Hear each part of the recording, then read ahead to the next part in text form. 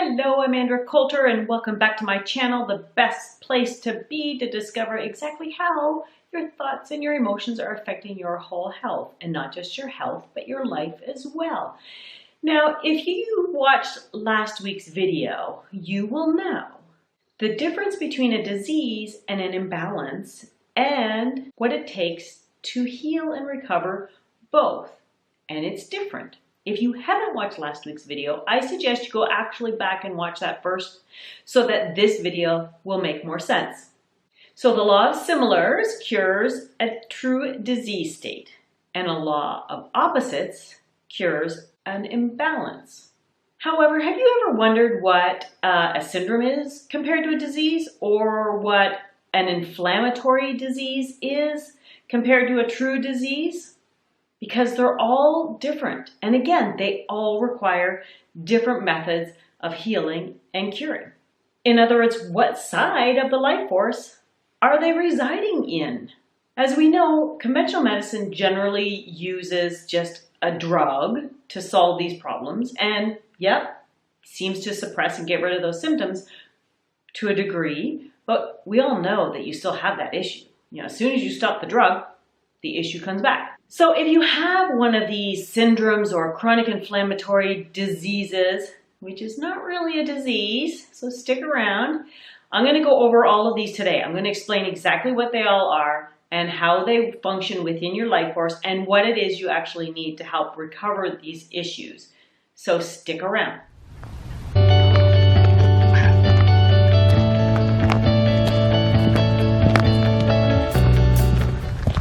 So this week, I'm going to go over what's a true disease, what's a syndrome, and what is a chronic inflammatory disease, which really is just a condition.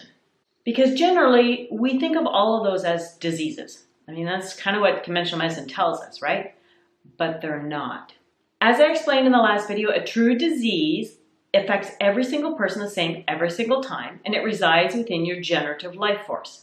Now, the engenderment of a true disease in your generative life force or power usually is something pretty obvious, like we talked about. It's usually some sort of virus or a bacteria or a fungus. Any kind of pathogen can impinge upon the life force, the generative side, creating disease or damage, as well as toxic drugs, as we know, create side effects, which truly are a new disease state being engendered, as well as emotional and mental traumas, really horrible traumatic events in your life that affect you on a mental and emotional level will impinge upon your generative life force and create damage on some level. Just because we can't see it at a physical level doesn't mean the damage isn't there and it's affecting you in every aspect of your life. You should have a little bit of a better understanding of this since you probably did the exercises at the end of last week's video. And again, in order to remove a true disease state from the life force, you need the law of similars, which is the only true curative law. So in other words, you need true medicine that works by natural law. And as you know, the sustainative side is the side that keeps us and maintains us in health at all costs. And it's really vital information. If you want to try to keep your immune system up, if you want to keep your health to the best that it can be, then you have to always be working on this sustainative side of your life force. You always want to be helping it to maintain your health. Of course, so looking at diet and nutrition and making sure that you're feeding yourself properly and then you're not overloading yourself and that you're adding in the things that you're deficient. That's really important to keep your immune system up and your level of health up. However, as I said before, if it's a true disease state being engendered, this isn't going to help in the long run. It's not going to fix it, but it's going to make a huge difference in how you recover when you do engender a disease, which we're all struggling with diseases on some level all the time. So what actually is a true disease state?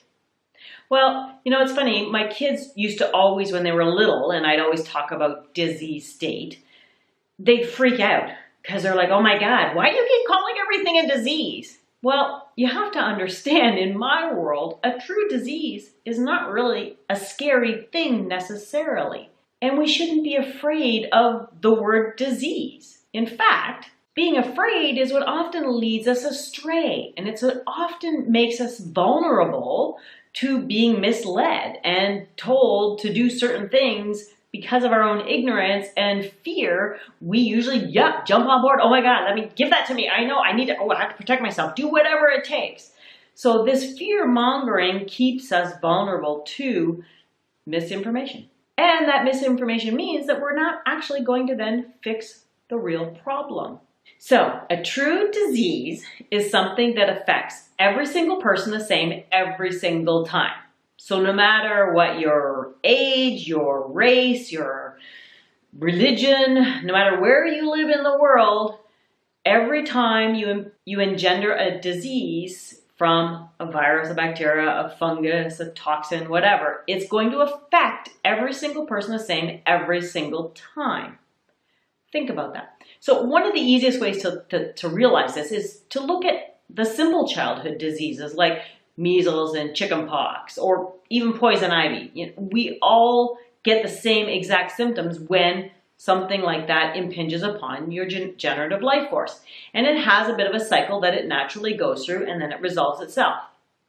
Most times. I'll go into that, what happens when it doesn't, in a little bit. But did you know that a bruise is a true disease state? Think about it. So if I whack you on the arm with a bat today, your arm's going to swell up and it's going to create a bruise, which shows you the blunt force trauma and blood pooling below the skin. A bruise is a bruise is a bruise, no matter where you live in the world or how old you are or whatever your lifestyle. When you get a blunt force trauma, you're going to get a bruise. A bruise is a true disease state. And every true disease state has its own natural remedy that will cure it every single time. Now, when it comes to chronic inflammatory issues, this is where we often get misled. A lot of times they're called diseases, but they're not. So think about this. Since we know a true disease state is something that affects every single person the same every single time, let's take arthritis. So anything that ends in itis means it's an inflammatory condition. Now, any disease that they say is an itis, think of it that way instead. Think of it like, well, this is a chronic inflammatory condition. Why do I have a chronic inflammatory condition? Well, let's go back to your sustentative side. So we know your sustentative side is always trying to keep you in health. It's always trying to keep an equal balance, no matter what. It's always trying to fix a problem. That's its job, is to keep you in health at all costs. In fact, did you know this is why if you get gangrene in a limb, if you have so much damage in an appendage, that your body will cut off the supply of information and blood and energy to that limb so that it falls off to protect the whole.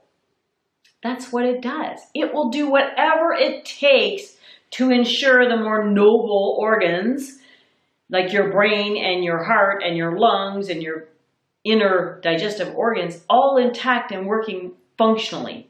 You can lose limbs and still survive. So your body will do whatever it takes. And that's what chronic inflammation is your body's constant attempt at trying to fix a true disease state that's over here that's created this damage. And your life force is going to go, I'm going to keep trying to fix it. I'm going to keep trying to fix it. I'm going to keep trying to fix it. I'm going to keep trying to fix it. That's what chronic inflammation is. It's your body's messenger. It's the way your body's trying to get your attention that we need this fixed, but I can't fix it. Remember how I talked about this last time? The law of opposites fixes regimen. Like regimen fixes your sustentative damage, but it doesn't fix a true disease state. So again, no matter how much food, good healthy supplements, and rest, and all of these things you do, the right nutrients, the special pharmaceuticals, no matter what you put in, is never really fixing this over here. But your life force is going to keep trying. So just like arthritis is your body's attempt at chronically trying to fix a deeper disease state. Now here's the thing. You think, well, but arthritis kind of looks the same in everybody. Yeah, it kind of does. But it acts and reacts completely different to stimuli, and it comes about in far different ways. So in this person over here, their arthritis might be better from cold application and NSAID. But this person over here, actually the cold makes it worse, hot makes it better, and no anti-inflammatory ever seems to help them at all. Totally different. As well as the underlying causes for it can be totally different. So this person is from maybe dietary indiscretions over many years. And this person, it might be from a physical trauma that damaged that joint and is now causing these problems. Or maybe some emotional trauma that so overwhelmed them that now they're chronically inflamed all over. That actually happens. You know, it's like fibromyalgia. Everybody's always contacting me. What do you have for pain and inflammation for chronic inflammation like fibromyalgia? Now here's the thing, my pain and inflammation kit is not going to work for fibromyalgia or MS or any of these syndromes, which we're going to go into next. And why? Because it's the body's chronic attempt at trying to fix itself of something that's going on over here. And oftentimes those issues are a whole compilation of things. So that's what leads me into syndromes. Now here's the thing. Somebody's going to say, yep, but I was born with a syndrome. Yep, you could be. There are genetic predispositional syndromes that come out in birth. However, the reason you get that, why? It's not like everybody has it. You have it because there's a genetic baggage or predisposition in your parents' DNA, RNA that stemmed from who knows how far back. So here's the interesting thing about syndromes is either you picked up some DNA, RNA damage already being passed down through the genetic lineage, which stems from chronic miasms, which I'm going to go into in another video. So ring the bell and stick around for those. But I'm not going to go into that today. However, what happens in the case of syndromes is, so we have this true disease state over here. You have this life force, which is chronically trying to fix it, which is all this chronic inflammatory stuff. And then what happens is the life force eventually says, okay, I'm out, not doing it anymore. I'm not going to keep trying because apparently it's not making any difference. So I'm just going to shut down.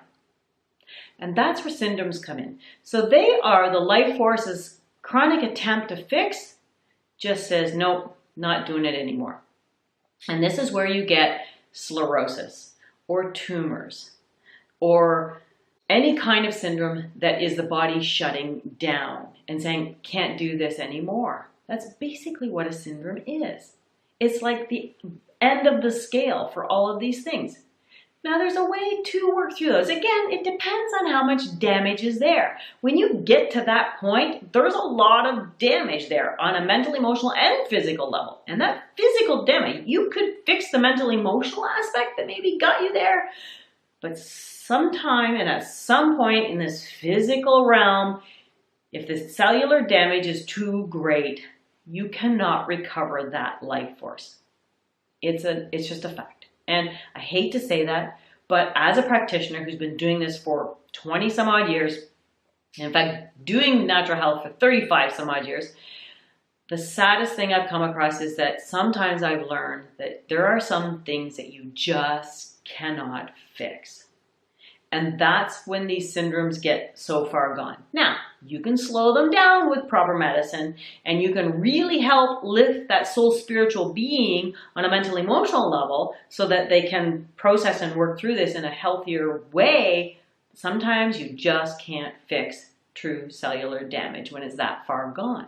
So hopefully you kind of understand the difference between the three. They are very distinct and different, which means they all take different tools and methodologies to start working on them and fixing them and repairing them. And what I always tell everybody is, even if you call me with your 90-year-old grandfather who's struggling with stage 4 cancer, if they want to work on it, if they're willing to do something, they're still alive, then I always say it's worth working on in some capacity. because it's your soul's spiritual evolution that is far more important than just the physical.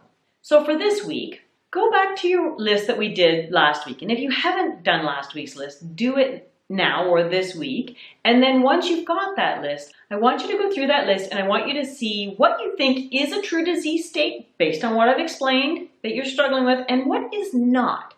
What is just a chronic inflammatory issue? Because remember, they each require different things. And so if it's a true disease state, then you're going to need natural medicine. And I'm going to go into that in the next video, or you can go to my links below, go to my website, read some more about it. All of my healing kits, honestly, deal with not just the physical, but the mental, emotional as well. They deal with the true disease state as well as the symptomology. However, to get you started this week, let's look at a few ways that you can start to calm down any chronic inflammation that you have. And or if you have a true disease state, just boosting up your systemic life force, cleaning it up so that it has a better ability to heal and repair and recover once we fix this side is going to last you in good stead. So here is my list for this week that you're going to work on. Number one, clean up your diet. So get rid of all of the things that cause chronic inflammation, like sugar. We all know we're not supposed to be eating sugar, so get rid of the crappy sugar, even the clean, healthy, natural sugars. I get this all the time. Clients come in and they say, but I can have honey, right? No, honey is still a sugar. So is all fruit. Still breaks down to sugar. So get rid of all the sugar from your diet. I know that's not going to be fun.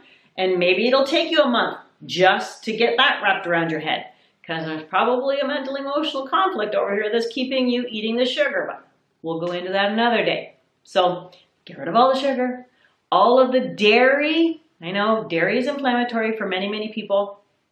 All of the wheat, whether you think you got gluten issues or not, wheat is inflammatory. Any complex carbohydrate, get rid of it. Don't eat anything prefabbed for the next 6 to 8 weeks. Just really clean up your diet. Get rid of the alcohol and any of the nightshade vegetables because they can be inflammatory for some people. So really take some time and clean up your diet. Even if it takes you a month just to get rid of all those things, it's gonna be well worth it. You'll see how much better you will feel. And while you're doing that, maybe just do a little bit of exercise. Again, no cardio. Cardio can be very hard on the body when it's trying to heal and recover.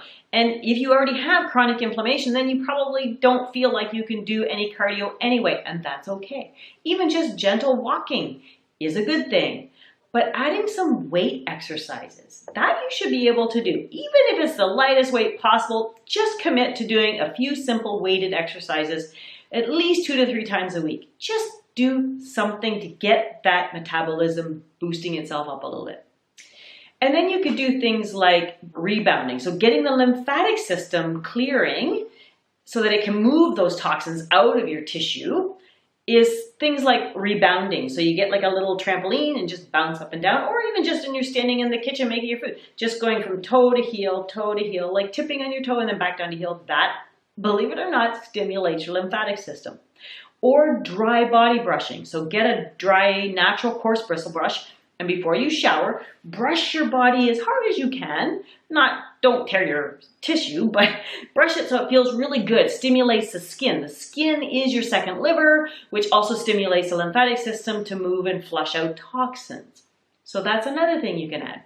And if you can handle it, do a little bit of a gentle cleanse. So you can do my detox kit below in whatever capacity you want, but if that's too much for you right now, that's okay. What I'll say is do this. Every morning and every night, drink a big glass of water with real lemon juice in it. And then on top of that, through the day, try to get rid of your coffee if you can. Maybe only make it 1 a day. And then instead of coffee, I want you to drink an herbal tea, something that has things that help the liver and the gallbladder to detox a little bit. So, dandelion and burdock is always good, things that can help the liver, anything, artichoke. You can actually find teas that just are, liver cleansing teas or gentle detox teas. That's certainly what I would recommend you do. So it's a simple way to just get those organs working a little bit better so that when you do start to recover and heal, the body is able to actually heal and recover itself. And again, all of those tips, you'd be surprised if you start implementing them over the next few weeks, how much better your weird chronic inflammation is going to feel. So hopefully you get some great results from the tips and suggestions I've given you today. And actually, let me know. So in these last couple of videos, what are you thinking? What's coming up for you? What have been some aha moments and what have been some, I actually still don't really understand. Let me know what you want to see in the next coming up videos, and I will absolutely try to make some more clarifications and some understanding so that you can learn how to really take care of your own health. Because knowledge is power, and doing your own due diligence with your own health care is going to make you feel empowered and less afraid of all the crazy diseases that are out there. So until next week, thank you very much for being here. Thank you for sharing. Thank you for liking. Thank you for all your suggestions. And remember, for the rest of this week, be authentic, be empowered, and own it completely. Bye.